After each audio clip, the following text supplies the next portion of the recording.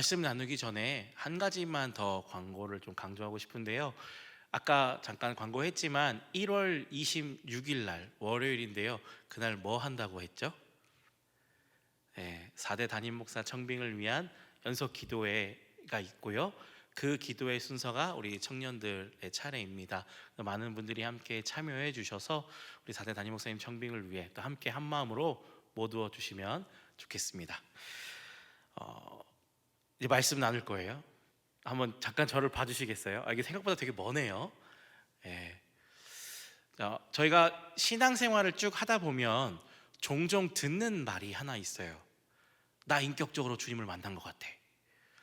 혹시 질문해 볼게요. 인격적으로 주님을 만나신 분 계신가요? 예, 군데군데 손이 딱딱딱딱 올라오고 있는데요. 너무 잘 됐습니다. 너무 축하드려요. 그거 좋은 일이에요. 자, 그러면 제가 한 번만 다시 질문해 볼게요. 인격적으로 주님을 만난다는 건 무슨 뜻이에요?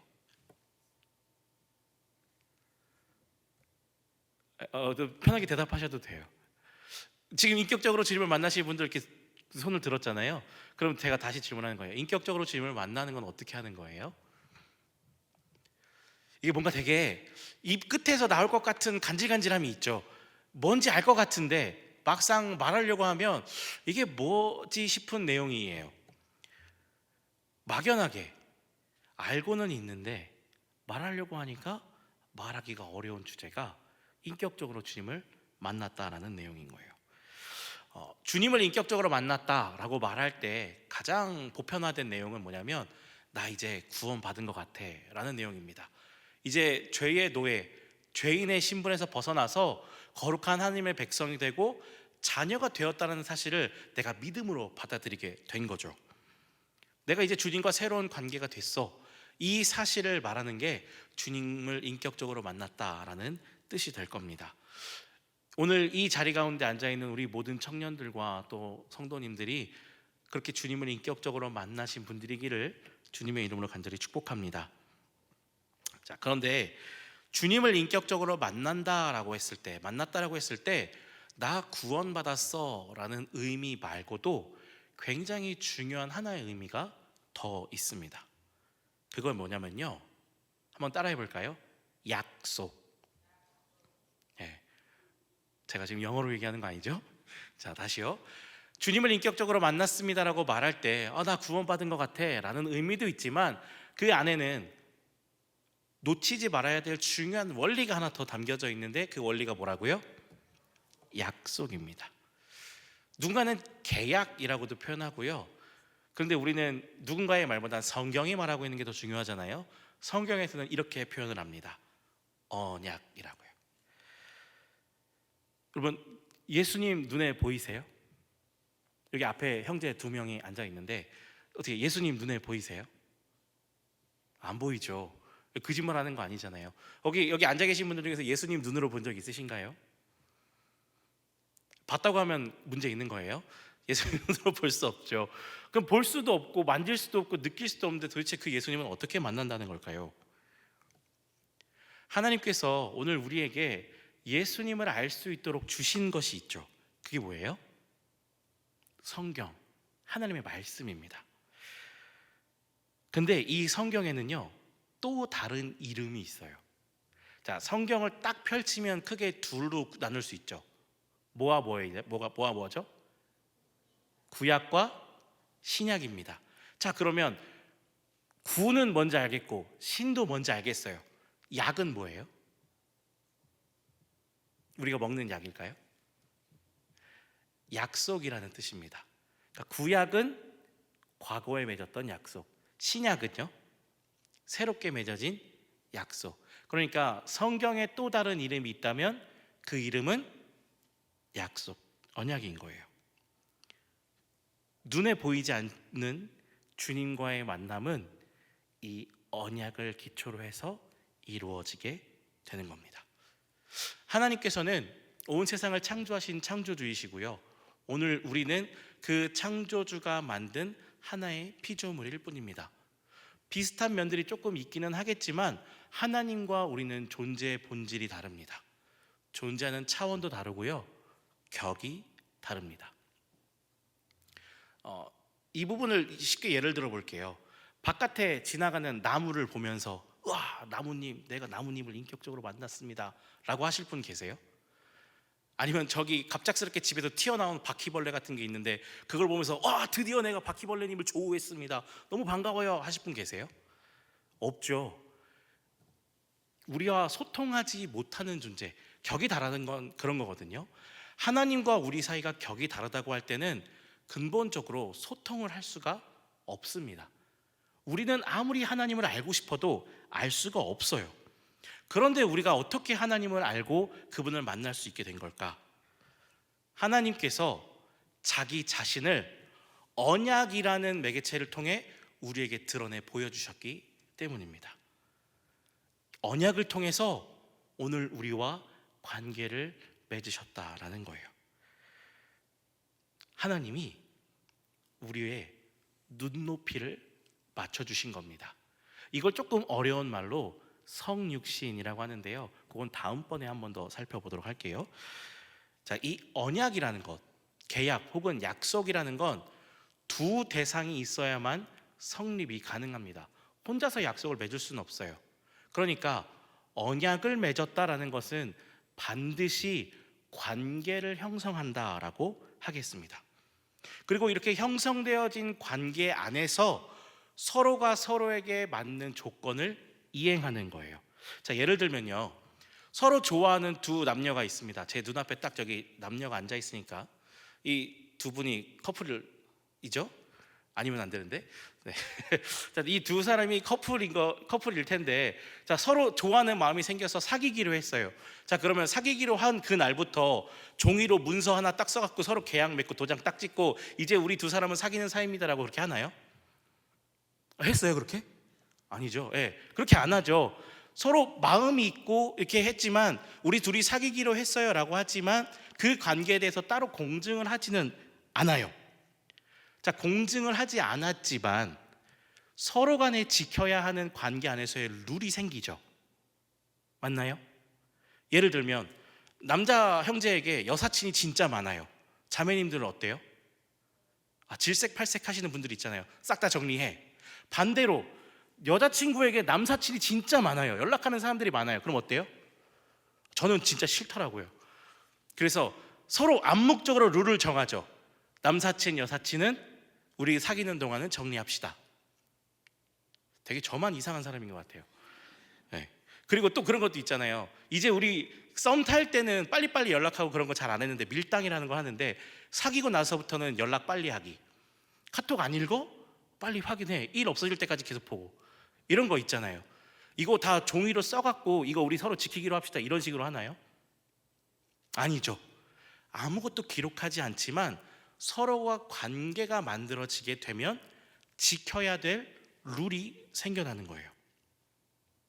내가 예수님을 인격적으로 만났다라는 건요, 예수님의 약속을 받고 그분과 내가 지금 어떤 관계가 만들어졌다라는 것을 의미하는 겁니다. 그래서 우리는 단순히 신앙생활을 하기 때문에 교회에 나오는 게 아니라 구원받은 하나님의 백성으로서 그에 합당한 삶을 살아야 한다는, 말씀에 순종해야 한다는 그 가르침을 배우게 되는 거예요. 왜요? 주님과 이제 내가 무슨 관계가 됐으니까요? 약속을 맺은 관계가 됐으니까요. 그래서 예수님을, 주님을 인격적으로 만난 사람에게는, 조금 강조할게요, 반드시 변화가 나타납니다. 인생의 가치관이 바뀌어요. 삶의 방향성이 바뀌고요, 추구하는 삶의 원리와 방식이 바뀌게 됩니다. 제가 지금 여기 서 있지만 예전에는 굉장히 술을 좋아하던 사람이거든요. 음주 가무를 상당히 좋아하던 사람이었어요. 근데 뭘 예를 들면 좋을까 하다가 담배로 한번 예를 들어볼게요. 제가 담배를 많이 필 때는 하루에 4갑 정도 폈어요. 거짓말 같죠? 진짜예요. 제 주변의 친구들은 다 알아요. 단 4갑 정도 폈는데 예수님을 만나고 나서 어떻게 됐을까요? 계속 피면 문제가 있겠죠? 그분이 저 담배 안 펴요. 이제 끊었어요. 이제 거진 한 15년 돼가요. 예수님을 인격적으로 만난 그 후부터 담배 피는 게 나하고는 어울리지 않는다라고 느껴졌고 그 후로 담배를 끊었어요. 예수님을 인격적으로 만나면 변화라는 게 반드시 일어나는 거예요. 이 내용을 잘 보여주는 성경 본문이 시편 23편이라 하겠습니다. 이 하나님과의 언약 안에서 다윗이라는 사람은 하나님을 만났던 사람이었어요. 양을 치는 목자일 때도 하나님을 만났고요, 그가 도망자 신세일 때도 하나님을 만났습니다. 왕이었을 때도 하나님을 만났고요, 인생의 마지막 죽음을 앞두고서도 하나님을 만났습니다. 시편 23편은 그가 평생토록 만났던 인격적인 하나님에 대해서 이야기하고 있는 시예요. 하나님과 만났던 인격적인 이 관계를 묘사해 주는 시예요. 그래서 이 다윗이라는 사람이 고백하고 있는 이 시의 가장 첫머리가 뭐냐면, 우리 1절 읽을 때 1절 처음에 어떻게 시작하죠? 여호와는 이라고 하잖아요. 이 여호와라는 이름이 바로 자신의 신실하심을 나타내는 이름입니다. 내가 맹세한 약속, 내가 지키기로 한 약속은 반드시 이루리라 라는 이름이 여호와이거든요. 그래서 다윗은 그 하나님에 대해 가장 이 시편의 첫머리에서 고백하고 있는 거예요. 여호와. 이 시편 23편의 기록 배경에 대해서 학자들은 크게 두 가지로 설명을 하는데요, 한 부류는 그가 이제 장인어른이죠, 사울 왕에 의해 쫓김을 당할 때 백성들이 그랬거든요. 사울은 천천히요, 다윗은 만만이다. 이 얘기 듣고 눈이 돌아요. 그래서 내가 다윗을 잡아 죽여야겠다라고 하는데, 그 사울 왕을 피해서 도망 다닐 때, 혹은 다윗이 아들을 낳았는데 첫 아들이었던 압살롬이 반역을 하거든요. 그래서 도망자 신세가 됩니다. 그 도망자 신세일 때 위기와 위협 앞에서 쓴 시다라고 한 그룹도 있고, 또 한 부류는 제가 조금 전에 이야기했던 것처럼 인생의 모든 시간들을 회상하면서 아, 하나님은 이런 분이었지라는 것을 노래하는 시라고도 말하고 있어요. 그런데 이 상황이든 저 상황이든 핵심은 동일합니다. 똑같아요. 하나님은 자신이 약속하신 대로 다윗의 삶 모든 시간에 언제나 함께 하셨다라는 겁니다.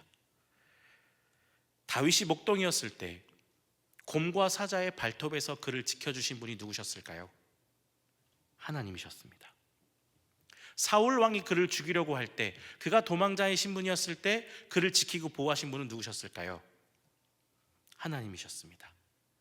자신의 아들이 자기를 죽이려고 찾아올 때, 내가 살기 위해서 다른 나라 가고 미친 척 행동할 때에도 그를 지켰던 분은 누구셨을까요? 하나님이셨습니다.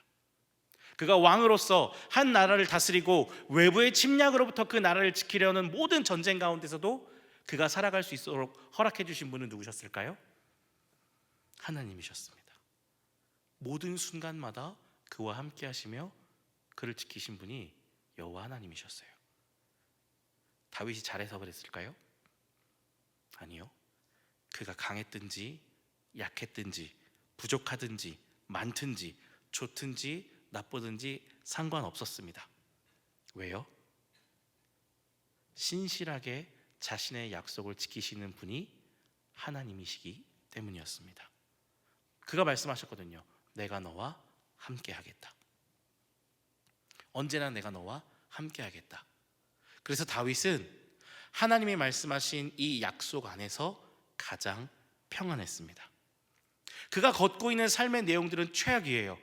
너무나 실망스러워요. 사망의 음침한 골짜기를 다니는 것 같아요. 그럴지라도 하나님께서 하신 약속 때문에, 그 하나님의 약속이 언제나 내 삶 가운데 함께하고 있었기 때문에 그는 마음의 평안과 평강을 가질 수 있었던 겁니다.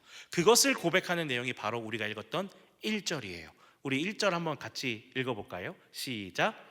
여호와는 나의 목자시니 내게 부족함이 없으리로다.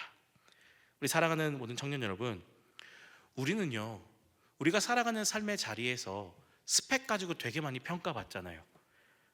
학점이 높은지 낮은지, 업무 능력은 어떤지, 연봉은 어떤지, 외모는 어떤지, 스펙은 어떤지. 어떤 관계를 유지하려면 철저히 내가 노력해야 돼요. 내가 노력하는 만큼 이 관계를 형성하고 유지해 갈 수 있어요. 그러다가 나의 노력이 어느 정도 일정 수준에 도달돼서 사람들이 인정해 주면 어때요? 박수치고 기뻐하죠. 야, 잘됐다. 근데 사람들이 인정해 주지 않으면 어때요? 실망하고 절망하잖아요. 내가 이거밖에 안 되나?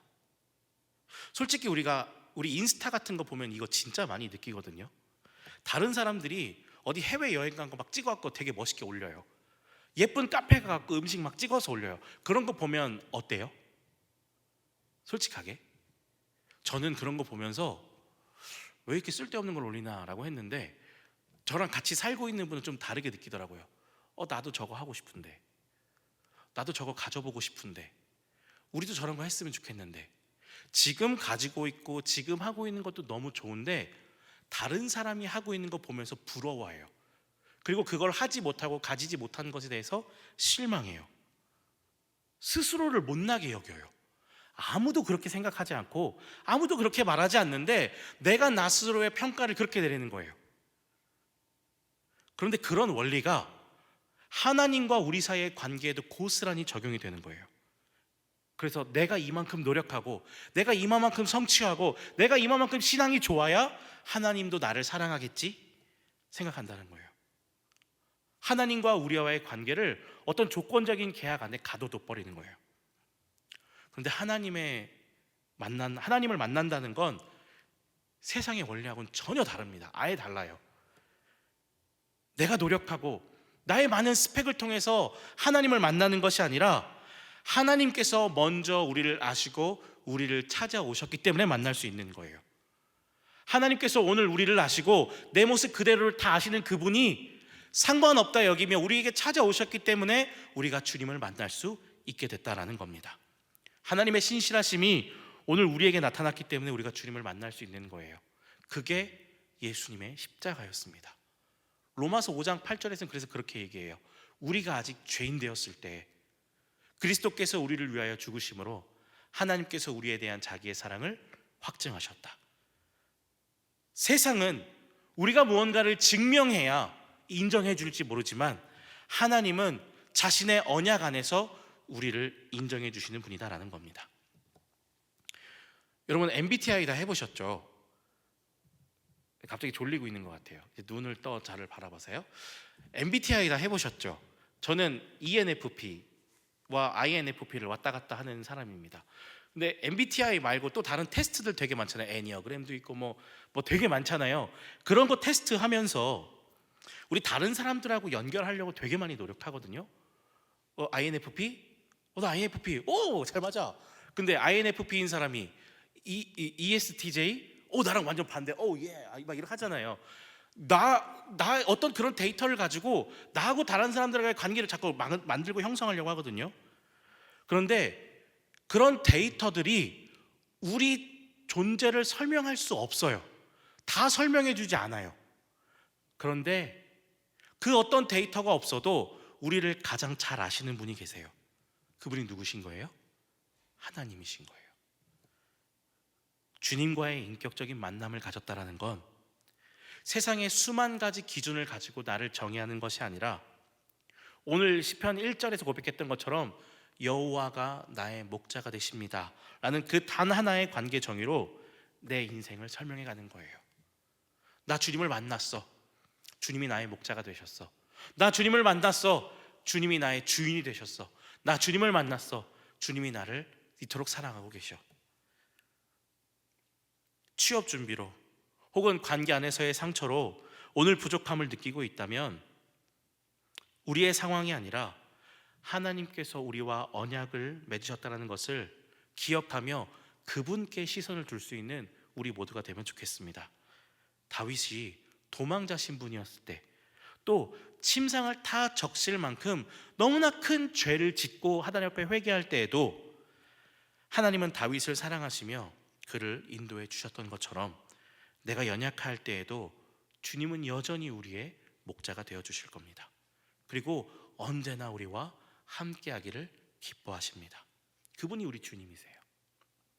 그 사실을 내가 마음으로 믿고 입으로 고백할 수 있다면 나는 인격적으로 주님을 만난 사람이겠습니다. 내가 처하고 있는 상황이 결코 우리의 정체성을 결정하지 않는다는 걸 여러분 꼭 기억하시면 좋겠습니다. 마지막입니다. 다윗과 함께 하셨던 하나님이 오늘 우리의 하나님이심을 믿습니다. 다윗과 인격적인 만남 안에서 그에게 참 평안과 샬롬을 허락하신 분이 하나님이셨듯 오늘 우리에게도 주님의 은혜로 말미암아 참된 평안과 샬롬을 더해 주실 줄을 믿습니다. 그리고 그 아들이신 예수 그리스도를 통해 우리에게 더 밝히 보게 하시고 참된 평안과 안식을 갖게 해주신 그분의 약속, 예배 때마다 그 약속을 확증하면서 우리가 살아가는 모든 삶의 시간들 하나님의 뜻 안에 주님과의 온전한 사귐을 누리며 나아갈 수 있는 우리 모든 창공 형제 자매 여러분들이 되시기를 주님의 이름으로 간절히 축복합니다. 이 시간 우리 말씀 생각하면서 헌신송 함께 고백하고 우리 기도하도록 하겠습니다. 다 같이 일어나서 함께 찬양하도록 하겠습니다. 주님은 산 같아서 라는 곡을 함께 고백할 겁니다. 나의 상황은 수시로 변하고 달라지는데, 그래서 내 마음은 항상 갈대같이 이리저리 움직이는데, 그런데 주님은 여전히 변함없이 그 자리에 머물고 계셨다. 그 주님이 나의 소망 되신다 라는 고백인데요, 이 찬양의 고백을 우리가 함께 주님께 올려드리면서 우리의 믿음을 고백하면 좋겠습니다. 함께 고백합시다. 주님은 안개가 날 가리워, 안개가 날 가리워 내 믿음은 들리려 할 때 나 주님께 나아가네. 주님은 산 같아서 여전히 그 자리에 계셔. 눈을 들면 보이리라 날 위한 그 사랑. 주는 나의 도움이시며 주의 계획 영원하시네. 주의 위엄 앞에 믿음으로 순종해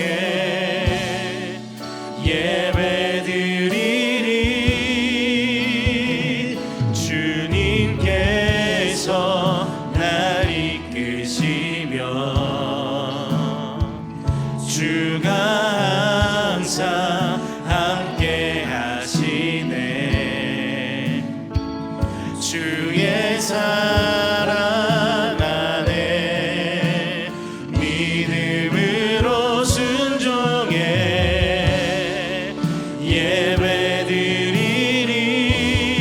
예배드리리 영원히.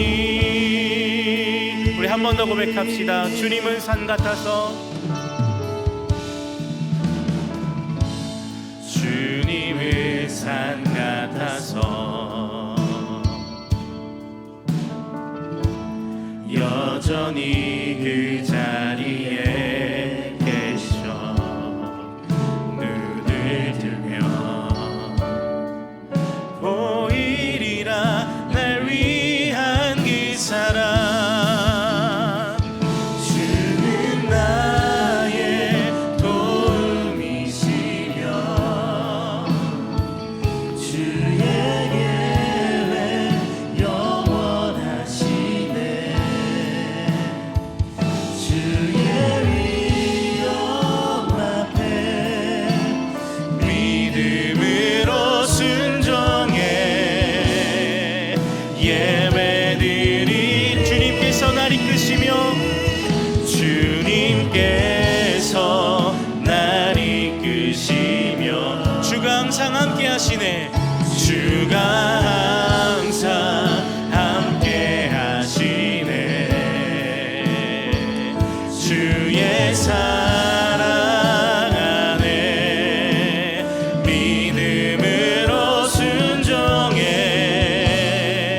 우리 다시 한 번 더 고백하며 나아갑시다. 주는 나의 도움이시며 주의 계획 영원하시네. 주